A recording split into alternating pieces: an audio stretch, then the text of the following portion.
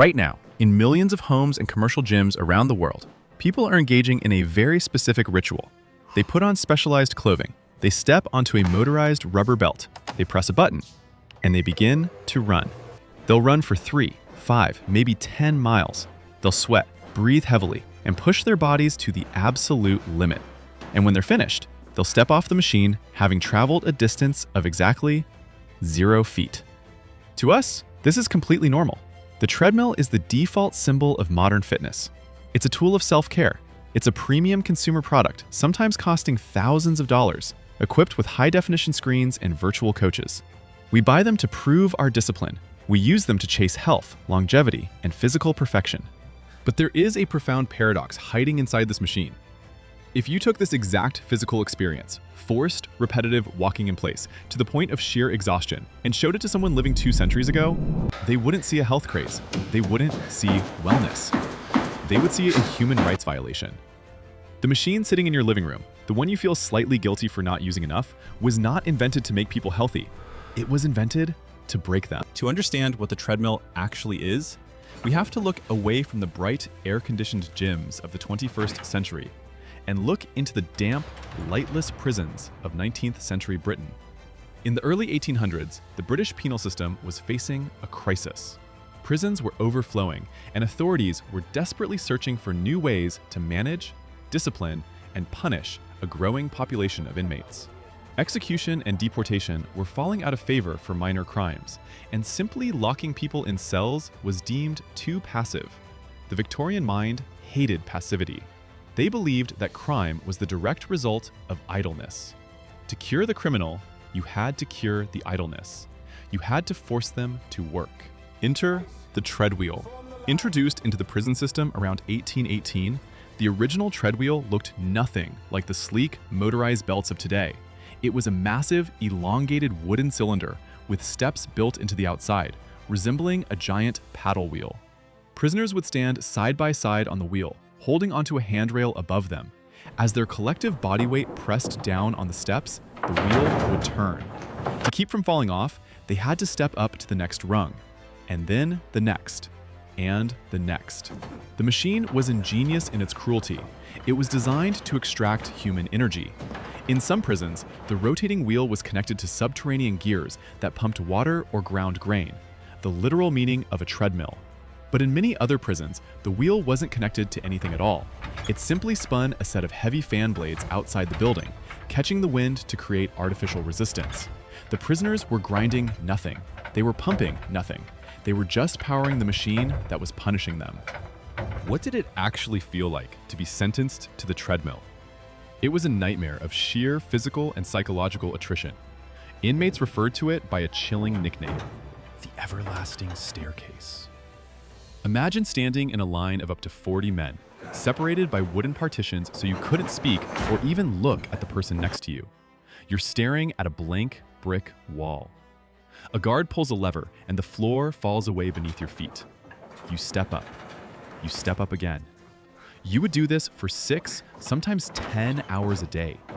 The physical mathematics of the punishment were staggering. In a single shift, a prisoner might climb the equivalent of 10 to 14,000 vertical feet. That is roughly half the height of Mount Everest, climbed every single day, on a diet of stale bread, watery gruel, and foul water. The toll on the human body was devastating. The repetitive motion destroyed knees and hips. The sheer exertion caused lungs to collapse. Prisoners routinely fainted, falling off the wheel and risking horrific injuries as the massive wooden steps kept turning without them. But the physical pain was only half the punishment. The true horror of the everlasting staircase was psychological. Human beings are wired for progress. When we walk, our brains expect the scenery to change. When we climb, we expect to reach a summit. The treadmill severed the connection between effort and progress. It was an endless, grinding exertion that led nowhere. It was a physical manifestation of hopelessness. When the famous playwright Oscar Wilde was imprisoned in 1895, he was subjected to the treadmill. The experience utterly broke his health. He, like thousands of others, was ground down by a machine designed to reduce a human being to a mindless, suffering gear.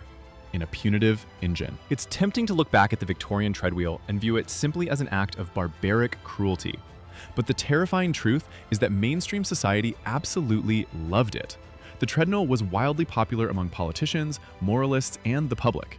To the Victorian establishment, this machine was a triumph of engineering and ethics.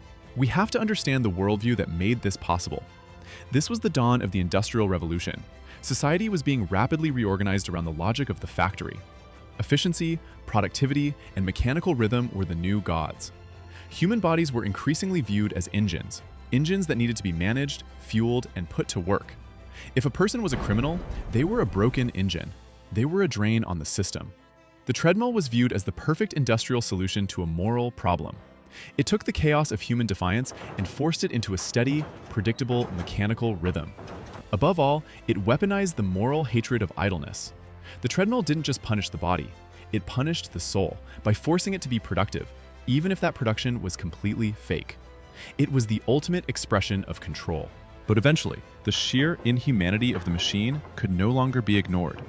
As the 19th century gave way to the 20th, public sentiment began to shift. Medical reports began to surface, detailing the severe physiological damage caused by the treadwheel. Activists and doctors argued that this was not justice, it was state-sponsored torture. By the late 1890s, the use of the penal treadmill was in steep decline, and in 1902, Britain formally abolished it. The giant wooden wheels were dismantled. The everlasting staircases were torn down.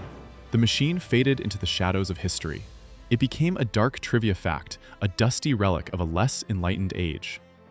For decades, the word treadmill simply vanished from the cultural vocabulary. The punishment was over. Or so it seemed. The treadmill did not die. It was simply waiting for a new justification. In the mid-20th century, the Western world was facing a new kind of crisis. It wasn't overflowing prisons. It was a crisis of comfort. The post-war boom had created a society of unprecedented convenience. People were driving cars, working in offices, sitting in front of televisions, and as a result, they were dying of something entirely new, an epidemic of heart disease. Doctors realized that the modern sedentary lifestyle was destroying the cardiovascular system. But they had a problem. How do you study a human heart under physical stress in a controlled laboratory environment? You need a patient to run, but you need them to stay in exactly one place. In the 1950s, medical researchers looked into the past and found the perfect solution. They resurrected the treadmill. Dr. Robert Bruce, a pioneering cardiologist, built a motorized belt that could change speed and incline, allowing him to precisely measure a patient's cardiac output. The machine that had once been used to destroy health was now being used to measure it. The treadmill had been sterilized. But the core mechanism, forced stationary walking against an arbitrary resistance, was exactly the same.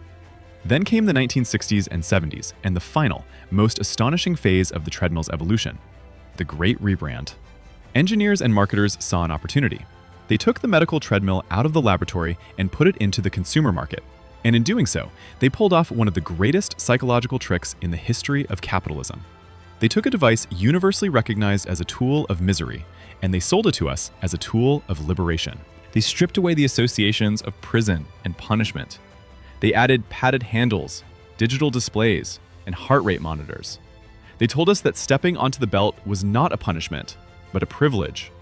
They told us it was a way to take control of our lives. And we bought it. We bought millions of them. We began to judge ourselves by our ability to endure the exact same repetitive, stationary labor that Oscar Wilde considered the darkest torture of his life. Today, the transformation is entirely complete. We don't even see the ghost of the treadwheel when we press the start button. But if we look closely, the similarities between the Victorian prison and the modern gym are quietly terrifying. Rows of identical machines, people standing side by side, avoiding eye contact, staring straight ahead at a wall or a screen. The steady mechanical hum of the belt, the precise measurement of time, distance, and calories burned. The Victorian obsession with turning the human body into a measurable, productive engine never went away. We just internalized it. We still believe that idleness is a sin. We still feel a deep moral guilt if we spend too much time sitting still. But instead of the state forcing us onto the everlasting staircase to pay for our crimes, we now force ourselves onto it to pay for our dinners. We pay monthly subscriptions to visit air-conditioned rooms where we can simulate the labor of a 19th-century prisoner. The secret history of the treadmill is not just the story of how a machine changed. It is the story of how we changed. It reveals our strange, enduring belief that suffering is intrinsically linked to virtue. That if something is hard, repetitive, and exhausting, it must be making us better people. We took the chains off the machine, we painted it black, we put a high-definition screen on it, but the everlasting staircase is still there. Only now, the door is unlocked, and we are the ones choosing to walk inside.